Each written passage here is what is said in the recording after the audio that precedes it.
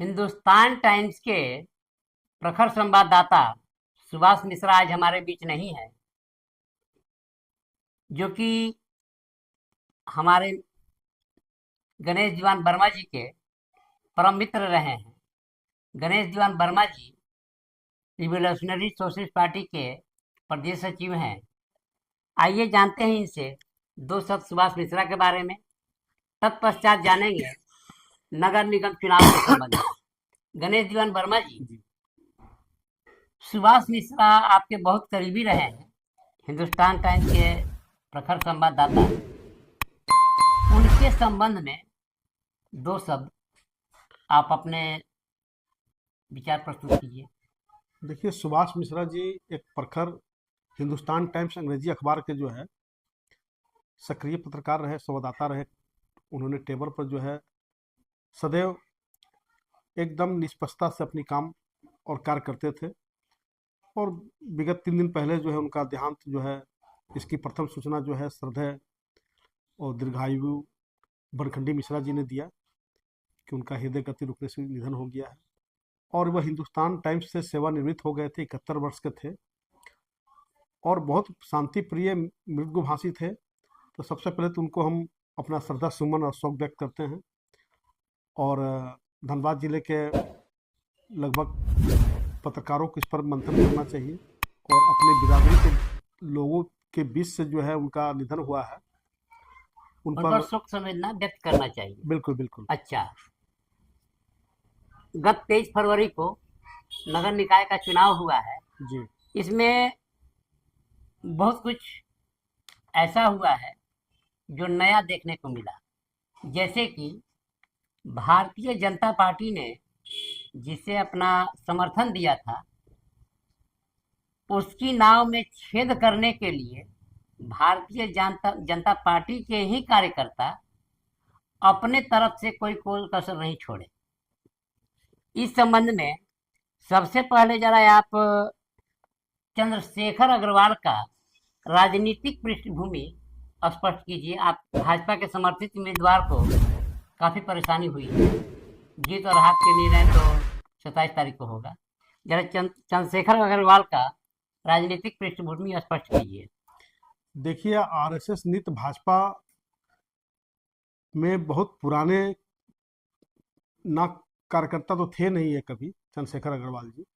ये तो कटिहार से यहाँ पर एक व्यवसाय के लिए आए थे और इन्होंने अभियंत्रिकी पास करके और यहाँ पर विवादित जमीन को पहले खरीदते थे। विवादित जमीन को खरीदते थे, खरीद बिक्री करके उसमें बिल्डर माने एक प्रकार से कहिए बिल्डर है और कुख्यात रहे। इसमें कोई माने विख्यात नहीं, कुख्यात रहे। हाँ, इसमें कोई शक नहीं है। सभी अच्छा, पूरे शहर को मालूम। सबसे पहले तो इनके बारे में ये एक कुआं घोटाला का चर्चा आता है। हाँ, वो ये तो है ही। इनके दरमियान में ही उसी गली में जो है रांगाटड़ में एक सरकारी कुआं जो है, हम उसको अदत कुआं कहेंगे, क्योंकि पूरे नगर का स्टेशन एरिया रांगाटड़ का प्यास बुझाता था और उसकी गहराई थी लगभग 150 के आसपास था। 150 फीट। हाँ, लेकिन जिस भूमि पर वो बना हुआ था उसकी लंबाई थी 60 फीट और लगभग 20 फीट का दरमियान माने जो है चौड़ाई था। और कुआं जो है, कुआं का डायमीटर भी हम समझते हैं कि 17-18 फीट से नीचे। हाँ, एकदम बिल्कुल। और जितने भी कुआं है, तत्कालीन नगर पालिका का लगभग 86 कुआं जो है। तो जिस समय ये कुआं घोटाला हुआ उस समय मेयर कौन था? ये तो इनके कार्यकाल में ही हुआ है। अच्छा, तो जब इनके कार्यकाल में हुआ है, ये 2000 नहीं, ये 2017 से लेकर के आपका 19 के बीच का घटना है। और चूंकि ये मामला दब गया, चूंकि बीच में कोरोना काल जो आया है, इनको जीवन दान मिला है और तमाम अखबारों में प्रमुखता से छापा गया था, लेकिन संज्ञान में लेने वाला वहां तत्कालीन जो है नगर आयुक्त को चाहिए था, तत्कालीन उपायुक्त महोदय को चाहिए था, एसडीओ को संज्ञान में लेना चाहिए था, अंचलाधिकारी को संज्ञान में लेना चाहिए था। लेकिन ये तमाम लोग जो है अपनी कर्तव्य निष्ठा से जो है विमुख हो गए और इस पर कोई मामला जो है अभी तक बना नहीं। और नतीजा हुआ कि इनको मौका का फायदा उठाते हुए जिन लोगों को सामने करके इन्होंने और तमाम जो यहाँ का कुख्यात जो है, जो डीड राइटर रहे, उसके माध्यम से लाखों रुपया खर्चा करके उसको पंजीकरण यानी कि रजिस्टर्ड कराने में ये कामयाब हो गए हैं। मतलब सरकारी भूमि का हाँ मारा न्यारा हो गया। चलो खत्म हाँ कीजिए उसको। हाँ। अब जो है भृगुनाथ भगत, भृगुनाथ भगत भाजपा के ही कार्यकर्ता रहे हैं, इनका चरित्र चित्रण कर दीजिए।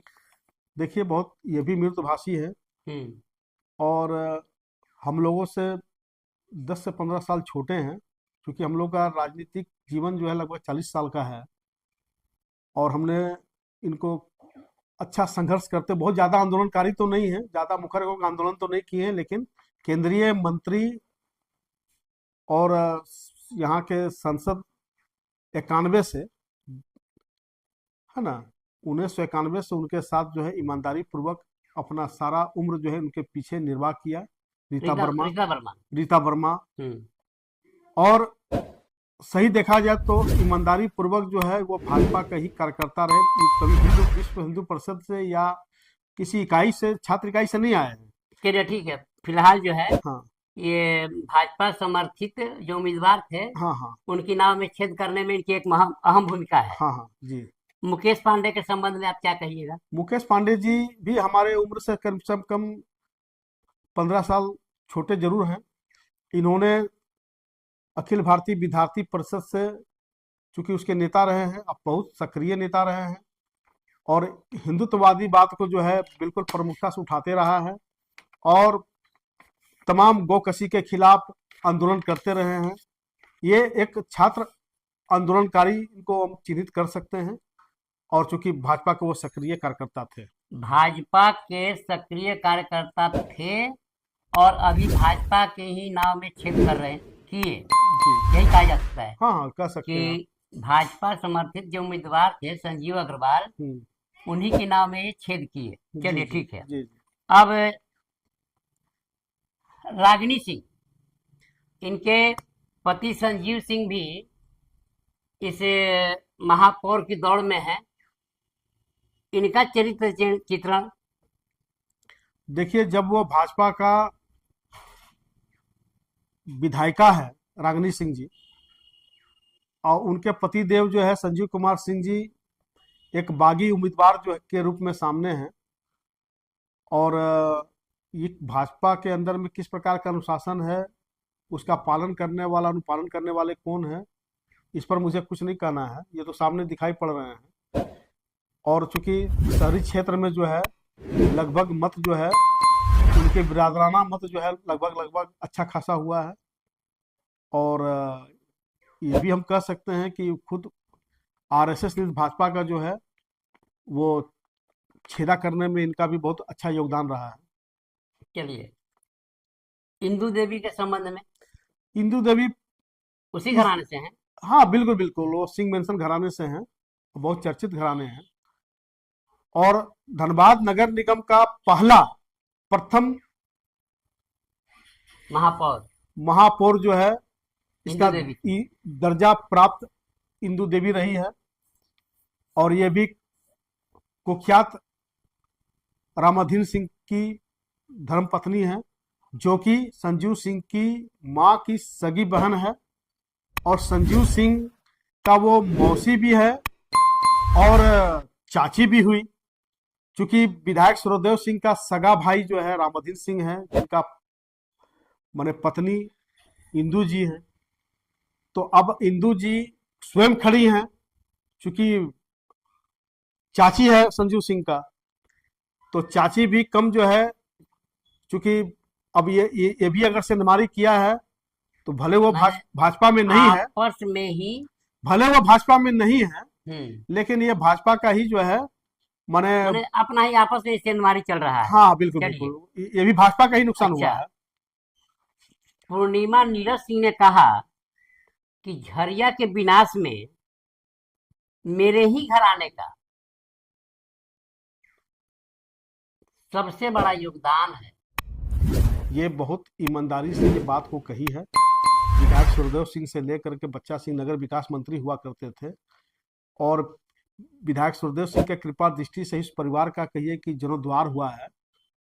और आज झरिया का भूत हसान से लेकर के अग्नि प्रभावित क्षेत्र जो बढ़ते चला जा रहा है, वो बालू घोटाला से जुड़ा मामला सामने आ जा रहा है। दास हत्याकांड हुआ था, विधायक जी और तमाम यहाँ के जो माफिया थे, बालू माफिया, उस मामले में जेल गए थे। लेकिन गवाह के अभाव में जो है, चूंकि उस ऑडिटर का जो 6/100 मिला था, वह उसी बालू घोटाले से संबंधित जांच करने सबका के लिए आए थे। राजनीतिक बाकी जो है वो तो ऊँट के मुंह में जीरा के समान है, उनका चर्चा करना कोई हाँ, आवश्यक हम नहीं समझ रहे हैं। लेकिन आपको क्या दिखाई पड़ रहा है इसमें? आप किसके संबंध में ऐसा एक अनुमान लगा सकते हैं, माने मत किसके तरफ गया है? देखिए, एकमात्र जो है शमशेर आलम साहब जो है कांग्रेस के जो समर्थित ये उम्मीदवार हैं, लोगों का ध्यान उधर नहीं है। लेकिन हम समझते हैं कि उनकी जो मत का जो बंटवारा है, सिवाय थोड़ा सा झरिया में जो है रुस्तम अंसारी के अलावा, उनको मतों का जो है उनका माने हम बंटवारा होते हुए नहीं देख रहे हैं। और खास करके इस क्षेत्र में मुस्लिम वोट जो है, शहर का प्रथम नागरिक का दर्जा प्राप्त कराने में जो है उनकी अहम भूमिका होगा। उन्होंने सांप्रदायिकता के खिलाफ जो अपना मत को दिया है, शहरी विकास से ज़्यादा जो है वो उसका प्राथमिकता दिया है कि यहाँ पर खास करके मुस्लिम भी नहीं चाहते हैं कि यहाँ पर कभी दंगा फसाद हो, क्योंकि हमारा धनबाद शहर जो है एकदम अमन पसंद शहर है।